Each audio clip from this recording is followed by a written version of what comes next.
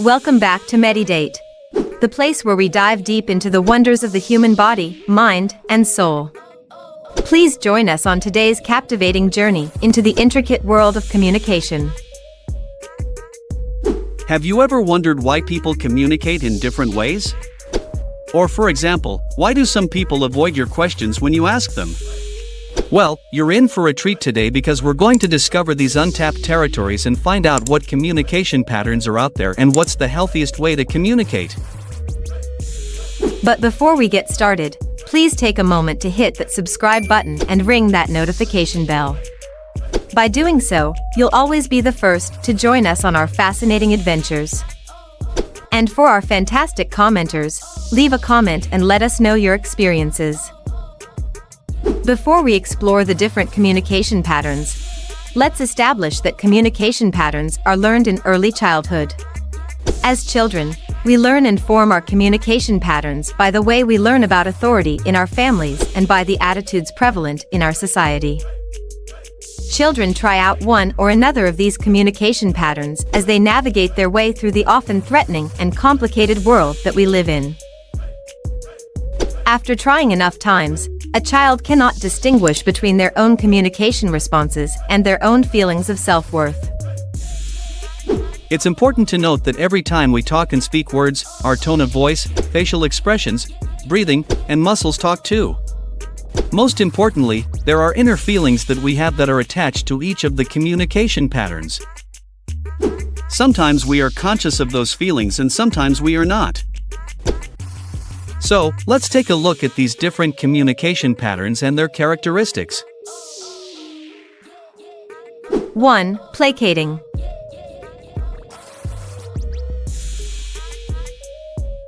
A placater uses language that alludes to "I'm here to make you happy." They are constantly apologizing and trying to please the other person. They never disagree. They say yes to everything and never say no. They always need someone's approval. Their body posture is appeasing and helpless. They have a whiny and squeaky voice. They don't project a rich, full voice. Their mindset is in a kneeling position, and they might even physically kneel too. They wouldn't think of asking for anything for themselves. They think, "Who am I to ask?" Inside, they feel like they are nothing. They feel like they are worthless without the other person. They feel they are responsible for everything that goes wrong. Do you or someone you know use placating to communicate? Share your experience in the comments. Understanding communication patterns is the key to understanding our relationships with ourselves and others better. If you have any questions or thoughts about communication patterns, feel free to share them in the comments below. We're here to learn together. 2. Blaming. A blamer uses language that usually disagrees. They say things like, "Do you ever do anything right?" They use sentences like "you never" and "you always" and "why do you never?" Their body position is accusing. It reflects that "I'm the boss around here." They point the finger at everyone else. They are fault finders, dictators, and act superior. Blamers appear to have tightness in their muscles and organs. Their eyes are bulging. They have high blood pressure. They breathe in little tight spurts or hold their breath, keeping their throat muscles tight. Their neck muscles and nostrils stand out. Their skin color gets red or changes. A blamer's voice is tight, hard, shrill, and loud. A good blamer is as loud and tyrannical as they can be. Inside, a blamer feels, "I'm lonely and unsuccessful." They really don't feel like they are worth anything, so if they can get someone to obey them, it makes them feel like they have some worth. Is there a blamer in your life? Share your observations, experiences, or any questions you have in the comments. Let's become communication pattern detectives together. 3. Computing. A computer's words are ultra-reasonable. They use abstract words. They are very correct and can be compared to a computer or dictionary. They use the longest words, even if they don't know the meaning sometimes. They want to sound intelligent. After one paragraph, no one will be listening anyway. As far as their body position, they act calm, cool, and collected.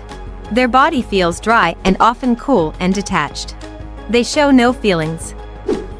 Their body is motionless as much as possible.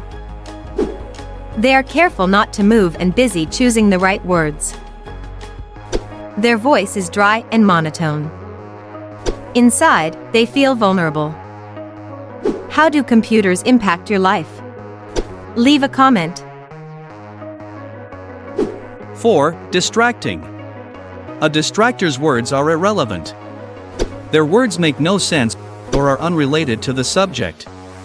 They don't respond to the point, rather, they respond with a question about another subject or ignore the question altogether. Their body is in an angular position, saying, "I am somewhere else." They move their mouth, body, arms, and legs a lot.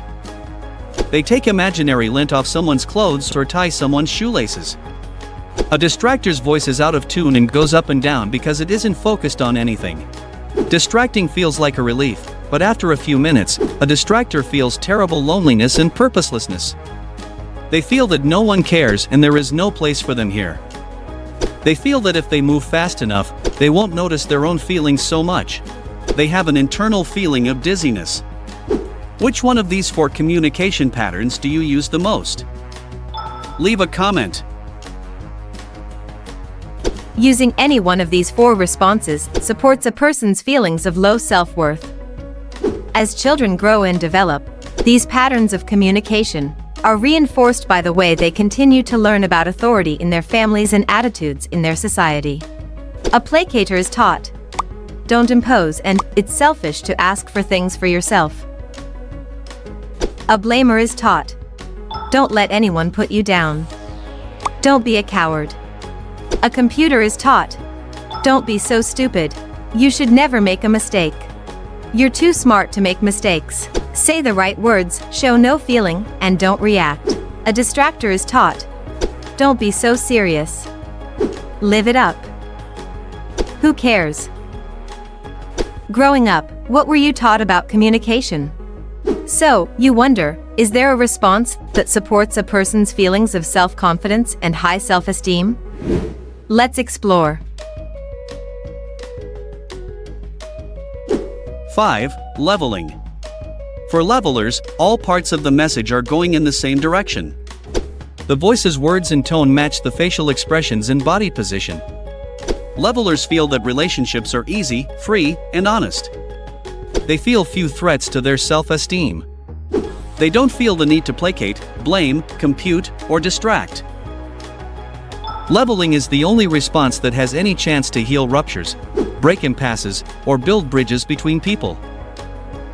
In situations where leveling is too unrealistic at times, a leveler can also choose to placate, blame, compute, or distract if they want to.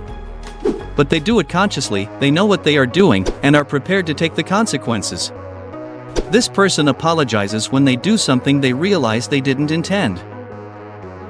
They apologize for an act rather than their existence. They evaluate acts without blaming and offer a new direction or solution. When talking about intellectual things, they show emotions and don't act like a machine. If they want to change the subject, they can say what they want to do without moving all over the place. A leveler speaks their truth at the moment. They don't act angry if they are feeling helpless and don't act brave if they are feeling hurt. Leveling makes it possible to live in a vibrant way rather than a dead way. Levelers can be trusted. You know where you stand with them. You feel good in their presence. But how can one break old habit patterns? It's not easy, but it can be done. How can one adopt a leveling communication style? Follow us to learn how.